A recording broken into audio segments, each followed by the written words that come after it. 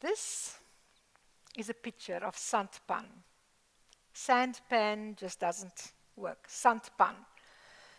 Sandpan is 45 kilometers from Malta here. It's dry. It's barren. The earth is scorched. Nothing grows.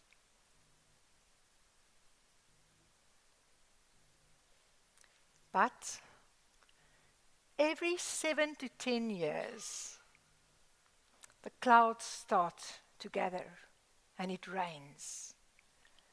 And if it continues raining and raining and raining for long enough, something happens below the surface of the soil.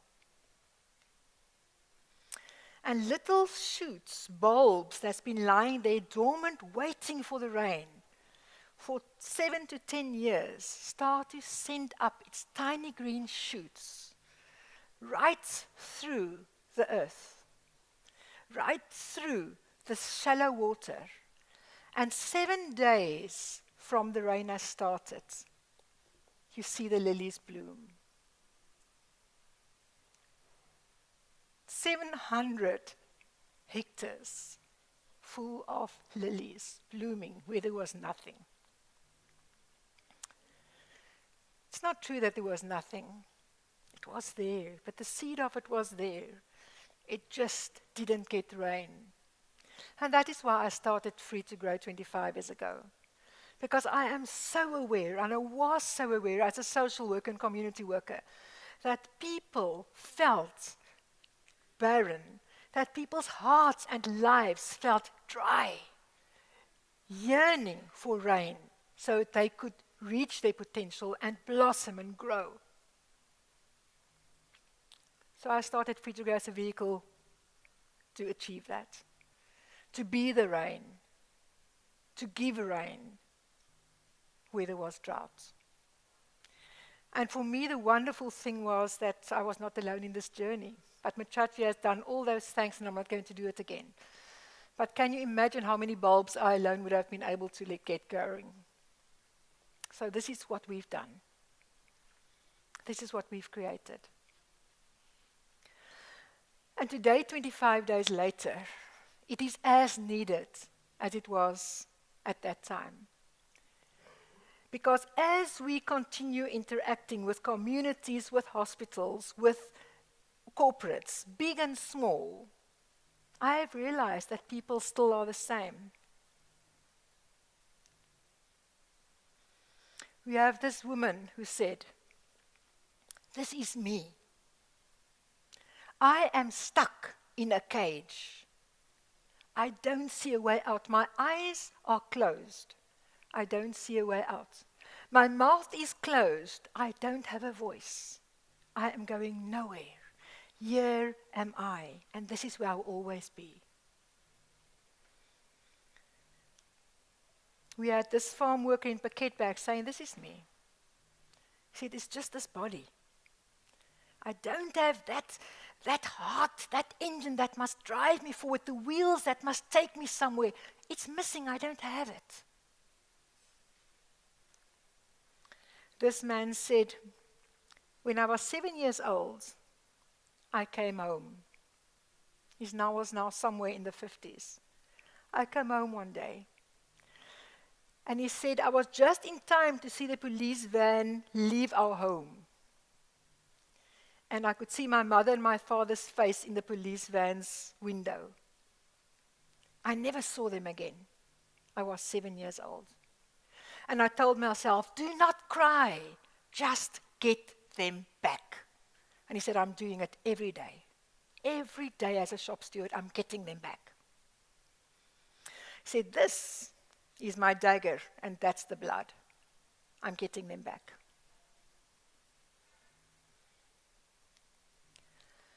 The supervisor said, "I'm strong. On the outside, I'm strong. But on the inside, I feel like a piece of dead wood."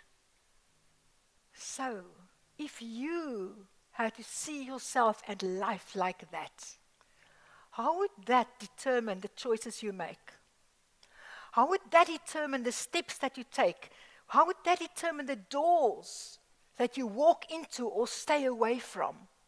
How would that determine what you do with a hand that is reached out to you? So in free to grow style, I'm going to ask you, what do you see? What do you see there? It's a set of containers. When you look at them, you either see them upside down or right side up. How do they look for you? How many people see upside down? How many people see right side up? Okay. It could be both. But I'm going to challenge you to keep looking at those containers till they turn upside down for you. So if you've seen them upside down, wait till you find somewhat, and you will find one in the other direction, and keep looking at it till they all turn the opposite direction. And as soon as you can do that, just put up your hand. If you look at it long enough, and you get the opportunity to look at it long enough, they will flip. It will turn around. But you need that space to get the opportunity for that to happen. So what happens if you're stuck in your cage? If you are a piece of wood? If you feel you have no engine? If you feel you have no wheels? When do you have opportunity to flip around your way of looking at yourself and the world? That's what we do. In Free to Go, we give people that space where they have the opportunity of engaging in a very different way with themselves and the world and their organization and their work and others. And things start to flip around for them and they see a different picture. And once they see differently, they can be differently.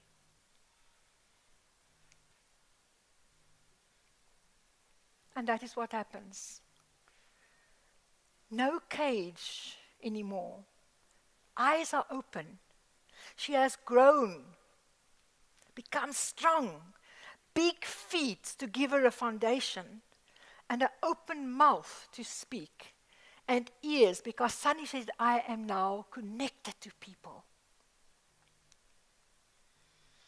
This one said, this is the car that I got. This is the car that was handed to me. I added the doors. I painted it. I put in the engine. I can't remember what that one was, the wheels or whatever. Ne? I switched on the lights. And this is what Free to Grow has done in my life. This one said, where I was full of hatred, he said, it is now honey coming from my mouth. And you can see this hands.